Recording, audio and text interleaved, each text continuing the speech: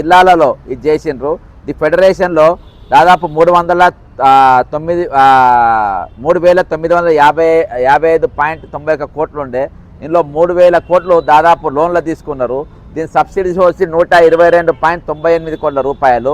ఇది ఒరిజినల్గా జరిగినటువంటి విషయం. అయితే వంగాల లక్ష్మారెడ్డి పీరియడ్లో ఇచ్చినటువంటి మొత్తం గొర్రెల యూనిట్లు ఏంటంటే 3,66,450 యూనిట్లు. మరి రామచంద్ర నాయక్ పీరియడ్లో ఇచ్చినాయి అంటే 58,230 యూనిట్లు. ఈ 30 యూనిట్లలో కూడా ఇందులో కూడా దాదాపు 27,000 యూనిట్లు లక్ష్మారెడ్డి పీరియడ్లో శాంక్షన్ చేసినట్టే. మరి తెలంగాణ ప్రభుత్వం లక్ష్మారెడ్డికి ఎందుకు వదిలేసిండ్రు? ఈరోజు దీనికి పితామహుడు, దీన్ని మొత్తము అసలు దీన్ని మొత్తం కిందికి తిమ్మిని బమ్మిని చేసినటువంటి వ్యక్తిని వదిలేసి ఈరోజు మరి అందరూ అంటారు మంత్రి తిన్నారు. మంత్రి కాదు, మంత్రి కంటే ఎక్కువ నాకేసింది ఎవరు అని అంటే వీళ్ళే. ఎవరు? ఈ అధికారులు, ఎండీకి ఉన్న డాక్టర్లు మొత్తం ఆ డాక్టర్ల పేర్లు కూడా పెట్టి కొన్ని ఇచ్చిన, ఒక 4-5 పేర్లు ఇచ్చిన.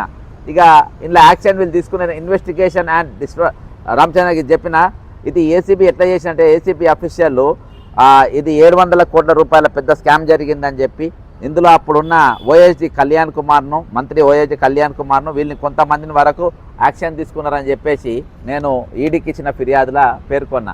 అంతేకాకుండా diversion and misuse of funds అనేది పూర్తిగా జరిగింది. ఇందులో మనీ లాండరింగ్ జరిగింది.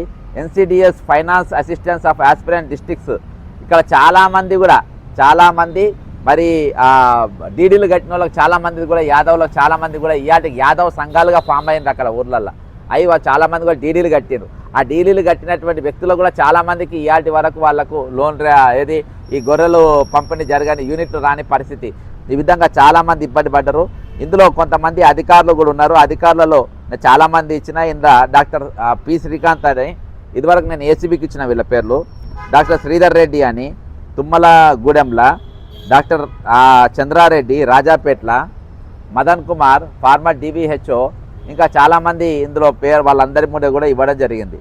ఇందులో నా యొక్క ప్రధానమైన డిమాండ్ ఏంటంటే, నా రిక్వెస్ట్ ఏముంది అంటే ఈ మొత్తం టోటల్ అసలు ఎన్ని గొర్రెల పంపిణీ జరిగినాయి, అందులో ఏఎండి పీరియడ్లో ఎంతెంత జరిగినాయి, మరి లక్ష్మారెడ్డి పీరియడ్లు ఎంత జరిగింది, రామచంద్ర నాయక్ పీరియడ్లు ఎన్ని జరిగింది, ఈ యూనిట్లు నిజంగా కింది దాకా పోయినాయా పోలేదా, దీని మీద ఎవరైతే అమ్మిండ్రో వాళ్ళ దగ్గర నుంచి కూడా మరి వే బిల్స్ వాయిస్ బిల్స్ ఏవైతే ఉన్నాయో అవన్నీ కూడా తీసుకొని సమగ్రమైన నివేదిక ఎంక్వైరీ చేయాలని చెప్పేసి నేను ఈడీ వారిని కోరడం జరిగింది. మరి ఖచ్చితంగా దీనిపైన ఒరిజినల్గా ఎవరైతే ఈ అక్రమాలకు పాల్పడ్డారో వాళ్ళపైన ఖచ్చితంగా యాక్షన్ తీసుకుంటారని నేను ప్రగాఢంగా నమ్ముతూ సెలవు తీసుకుంటున్నా. జై తెలంగాణ, అమరవీరులకు జోహార్.